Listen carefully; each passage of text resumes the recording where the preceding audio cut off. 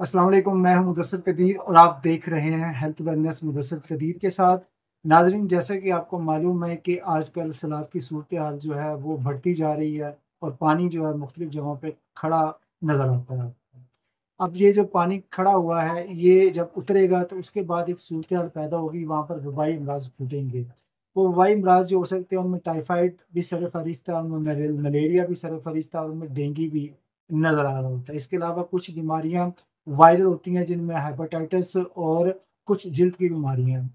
तो इन बीमारियों के हवाले से जो सबसे पहले डॉक्टर होते हैं, उनको कहते हैं हम मेडिसिन के जो डॉक्टर्स होते हैं, फैमिली फिजिशियंस, वो चेक करते हैं। तो आज हमारे साथ फिर मौजूद हैं डॉक्टर तारिक महमूद मियाँ, जो फैमिली फिजिशियंस डॉक्टर जो है उनकी एसोसिएशन के प्रेज़िडेंट भी हैं, और ये हमारे साथ हमेशा आगाही के हवाले से बात करते हैं। और आज भी मैं इनसे बात करूँगा, उनसे जानने की कोशिश करूँगा कि ये क्या आगाही देंगे उनके लिए जो सैलाब-ज़दगान है, जो अब पानी के बाद मुख्तलिफ वबाई अमराज़ का मुकाबला करेंगे, और उनको क्या करना चाहिए। बहुत-बहुत शुक्रिया सर आपके, आपने हमें वक़्त दिया। जी, थैंक यू सो मच। आपने मौके की मुनासबत से बड़ा अच्छा टॉपिक चुना। बेसिकली क्या है कि जब सैलाब में लोग हैं और पानी जो था वो पानी पूरी हर जगह पे फैल गया। अब जब पानी उतरेगा तो उसमें फिर मुख्तलिफ जो वाटर बॉर्न डिजीज़ेज़ हैं जी, वो बहुत ज़्यादा फैल जाती हैं। और जैसे आपने इंट्रो में बताया कि वो जरासीम जो कि मुंह के ज़रिए खुराक के ज़रिए एंटर होते हैं और वो अंदर जाके तो मुख्तलिफ बीमारियां करते हैं। इसमें आप हेपेटाइटिस ए और हेपेटाइटिस ई, जो बी और सी होता है वो ब्लड के ज़रिए फैलता है, लेकिन जो ए और ई होता है वो खाने के ज़रिए फैलता है। और उसके बाद आपका टाइफाइड हो गया, गैस्ट्रो हो गया, उसके बाद कॉलरा जो असल हैज़ा होता है जी, जिसमें नॉन स्टॉप स्टूल जो होते हैं वो निकलते जाते हैं और वो रुकते नहीं हैं, वॉमिटिंग वगैरह होती रहती है। फिर उसके बाद अमीबाइसिस एक बीमारी है पेट की। ये क्या है ये मेरे से? एक अमीबा एक जरासीम है, ये भी वाटर बॉर्न डिजीज़ है। इसमें पेट में मरोड़ उठते हैं हुँ, हुँ। और उसके साथ ब्लड भी बाज़ का आ जाता है, ठीक है? तो इसके अलावा और जो है वो डेंगू का, जैसे आपने कहा कि पानी खड़ा होगा तो अब आगे सीज़न भी आ रहा है डेंगू का। तो डेंगू भी हमारे मुल्क में चूँकि काफ़ी हर जगह पे फैला हुआ है और वो जिस मुल्क में आ जाए वहाँ से जाता नहीं हुँ, है, हुँ। तो डेंगू के भी काफ़ी ज़्यादा चांसेस है। फिर जल्दी बीमारियाँ, उसमें से स्केबीज जो खारिश की बीमारी होती है, बाज़ का चंबल जो है वो हो जाता है। और इसके अलावा और जो खारिश जो है मुख्तलिफ़ किस्म की ड्राई स्किन हो जाती है। तो ये जो मुख्तलिफ़ बीमारियाँ हैं इनके अपनी हिफाजत करने के लिए जो मेन बीमारियाँ वो तो वाटर बॉर्न है, जो पानी के ज़रिए या जी, खुराक के ज़रिए। उसमें क्या करना है कि आपने पानी जो पीना है वो बॉयल करके पीना है। अगर शायद हर जगह पे मिनरल वाटर या बाकी इस तरह की चीज़ें ना मुयसर हो, तो बेहतरीन जो मिनरल वाटर है वो ये है कि आपने पानी बॉयल करके तो वो ज़रा पी लें। और उससे काफ़ी ज़्यादा बीमारी, और उसके अलावा मसलन सैलड वगैरह जो वो चीज़ें जो कुक नहीं होती, जो पकाई नहीं जाती, उनको अवॉइड करें। और इसमें मिल्क प्रोडक्ट्स को टोटली आप कोशिश करें कि या तो गर्म, मतलब आइसक्रीम हो गया, दूध सोडा हो गया, फलूदा हो गया, ये इस तरह की चीज़ें, या बाजार के कटे हुए फल, उनके ऊपर मक्खियाँ बैठी होती हैं जो कि बैक्टीरियल इन्फेक्शन का जी डेंगू। बैक्टीरियल और वायरल भी वो इन्फेक्शन काज कर सकती है। तो ये सारी चीज़ें आपको एहतियात करनी पड़ेगी। और दूसरा ये है कि आपने घर घर में निमकोल जो है ओआरएस जी, वो जी। रखना है। अगर किसी को मोशन लगे, अगर किसी को वॉमिटिंग वगैरह हो, तो उसे आप फ़ौरन निमकोल देना शुरू कर दें ताकि वो डिहाइड्रेट ना हो, उसमें पानी और नमकियात की कमी ना हो। तो ये चंद एक एहतियातें हैं, अगर आप करेंगे। और बहुत बड़ी ज़रूरी बात है कि पर्टिकुलरली वो लोग जो खाना पकाने वाली ख़वातीन है हमारी, कि जब भी टॉयलेट में जाएं, बल्कि टोटली सबको टॉयलेट में जाएं तो साबुन से हाथ धोने हैं। ये हाथ धोना इतना ज़रूरी है कि एक छोटी सी इस चीज़ की वजह से आप बेशुमार बीमारियों से बच सकेंगे। ना सिर्फ खुद बचेंगे बल्कि दूसरों को भी, अपने फैमिली मेम्बर्स को भी बचाएंगे। इसी तरह जो रेस्टोरेंट्स में काम करते हैं लोग, उनको भी चाहिए कि जब भी वो टॉयलेट से बाहर निकले तो अच्छी तरह साबुन से हाथ धो के, ताकि उनके हाथ क्लीन हो, और फिर वो जब सलाद वगैरह या कोई चीज़ बनाए रायता वगैरह, तो उनके जरासीम उसमें ट्रांसफ़र नहीं होने चाहिए। तो ये इसके अलावा जो डाइट है, हम कोशिश करें कि हम बाज़ारी खाने जो है, बाज़ार के पके हुए, उनको अवॉइड करें। घर का पका हुआ खाना जो है वो इस्तेमाल करें। और पानी, डिहाइड्रेशन यहाँ पे बहुत ज़्यादा हो जाती है। पानी की मिकदार जो है कम से कम इतनी रखें कि 1.5 लीटर तक यूरिन आपको पूरे 24 घंटे में आ जाए। तो ये आपकी वो चूँकि सर्दियों में बाज़ कम पानी पीना पड़ता है, गर्मियों में ज़्यादा। तो ये है कि जो यूरिन का कलर है वो डार्क नहीं होना चाहिए, वो नॉर्मल कलर जैसे आम हालात में होता है उतना रहना चाहिए। अगर पानी कम होगा तो यूरिन डार्क आएगा और थोड़ा आएगा और कंसंट्रेटेड होगा।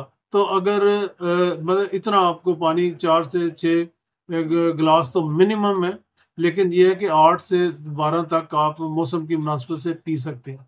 लेकिन इसका कुलिया यही है कि आप यूरिन का कलर देख लें या मिकदार देख लें कि कम से कम 1.5 लीटर रोज़ का जो है वो यूरिन आना चाहिए। इसके अलावा ये है कि जो बहुत ज़रूरी है कि जब भी बुखार हो, मतलब टाइफाइड हो जाता है, टाइफाइड हो, एक तो ये है कि वैक्सीन लगवा लें टाइफाइड की। वो साल वाली भी अवेलेबल है, 2 साल और 3 साल भी। तो अगर वैक्सीन आप लगवा लेते हैं तो आजकल हमारे यहाँ जो रेजिस्टेंट टाइफाइड है, जिसमें मल्टीपल ड्रग या एक्सडीआर जो टाइफाइड है, एक्सट्रीम रेजिस्टेंट टाइफाइड है, उसका अगर प्रॉपर ट्रीटमेंट किया जाए तो लाख सवा लाख तक उसकी अखराजात आते हैं। तो उससे बेहतर है कि आप चंद सौ की वो वैक्सीन आती है, वो साल वाली लगा लें, हर साल आपको याद रखें, वरना बाद 2-3 साल का आपको याद नहीं रहता। तो ये वो वैक्सीन ज़रूर लगवाएं ताकि आप हर किस्म के टाइफाइड से बच सकें। इस तरह हेपेटाइटिस ए की वैक्सीन अवेलेबल है, वो आप ज़रूर लगवाएं बच्चों को। अच्छा, फिर इसी मौके की मुनासिबत से एक मैं पैगाम देना चाहूँगा कि गवर्नमेंट एक नई वैक्सीन, सर्वाइकल के हवाले से जी, मैं वही सर्वाइकल सवाल के, आपसे करना था कि गवर्नमेंट का ये बड़ा अच्छा इनिशिएटिव है जो वो शुरू करने जा रही है। ये कोई 8-10 दिन में उसकी इनॉग्रेशन होनी और लगनी है। ये बच्चियों के लिए है। तो ये ये बच्चियों को बताएँ किस उम्र में और लगनी चाहिए और इसका कितना फ़ायदा है? ये जो एचपीवी वैक्सीन है, जी, जी। वो बेसिकली ये इतनी ज़रूरी है। ये वाहिद कैंसर है जो कि प्रिवेंटेबल है, जिसको आप वैक्सीन के ज़रिए रोक सकते हैं। ठीक है। आप अंदाज़ा करें कि ये जिसको सर्वाइकल कैंसर हो जाता है ना, तो पूरी फैमिली वो सफ़र करती है। ठीक है ना? ठीक है। इतना ये ख़राब है कि उसका फिर कोई इलाज नहीं है। और आप असूली तौर पे 9 से 14 साल की जो बच्चियाँ हैं, उनको, हर शख्स को, अपनी बच्चियों को ये लगवानी चाहिए। ज़रूर लगवाना चाहिए। और आपको, आप समझेंगे कि लो जी अभी तो उन्हें कोई तकलीफ नहीं है। तो ये वैक्सीन का मतलब ये होता है कि इसने प्रिवेंशन करनी है, होने से बचाना है। जब हो गया तो फिर तो वैक्सीन का असर, काम ही काम खत्म ही हो कोई गया। नहीं है उसका। ठीक है जी। तो ये गवर्नमेंट, अच्छा, ये तकरीबन जो पहली दफ़ा आई थी तो 50-60 हज़ार रुपए का इंजेक्शन था। बिल्कुल ऐसे ही है। अब गवर्नमेंट ये फ्री लगाने जा जी, रही जी, है। जी। तो मेरी एक तो दस बदस्ता तमाम उन लोगों से दरख्वास्त है जो कि वैक्सीन के खिलाफ खामखा की बातें करते हैं और लोगों को गुमराह करते हैं, जैसे कोविड में हुआ, जैसे पोलियो में हो रहा है। हमारा मुल्क और अफगानिस्तान, पूरी दुनिया में 2 मुल्क रह गए हैं जहाँ पे पोलियो खत्म खत्म नहीं नहीं हुआ, हुआ। वरना पूरी दुनिया से खत्म हो गया है। ठीक है, इंडिया हमारे साथ है, उन्होंने खत्म कर लिया। लेकिन हमने सिर्फ ये प्रोपेगेंडा करके कि नहीं जी इस नसबंदी करना चाह रहे हैं, फलां करना चाह रहे हैं, ऐसी कतन कोई बात नहीं है। वैक्सीन जो है वो हमेशा डिजीज बचाती है, डिज़ीज़ बचाती आने है। से पहले लगनी चाहिए जैसे उसको। जो लोग 50-60 साल की उम्र के हैं, उन्होंने देखा होगा स्मॉल पॉक्स, चीचक, जी, जी। वो तकरीबन हर बंदे का चेहरा जो है वो चीचक से भरा होता था। तो अब हार्डली कोई बंदा आपको चीचक का मिलता है, चूंकि चीचक पूरी दुनिया से रेडिकेट हो गई है। इसी तरह पोलियो देखें, उससे बंदा अपाज हो जाता है। तो इसी तरह ये जो कैंसर की वैक्सीन है, एचपीवी वैक्सीन, ये अपना 15 सितंबर से गवर्नमेंट इसको शुरू कर रही है। जी, जी। और ये तमाम स्कूलों में और फिर जो ईपीआई सेंटर्स हैं वहाँ से लगेगी। तो मेरी तमाम वालदैन से जिनके घर में बच्चियाँ हैं, उनको बचाने के लिए, उनका मुस्तकबिल बचाने के लिए ये वैक्सीन जो है वो जाके खुद, बजाय इसके कि आप वेट करें कि कोई आएगा कहेगा तो लगाएंगे, आप खुद जाके वहाँ पे लगाएं। तो इस तरह से। और जैसे सैलाब में बेचारे बंदे काफ़ी ज़्यादा डिस्प्लेस हुए हुए हैं, तो वो इस मौके को गनीमत जानते हुए इसके ऊपर अपनी बच्चियों को खुद ले जाके जहाँ जहाँ पे उन्होंने सेंटर कायम किए हुए हैं उन सेंटर से रब्ता करें, स्कूलों से रब्ता करें, तो वहाँ पे ये इंजेक्शन लग जाएगा।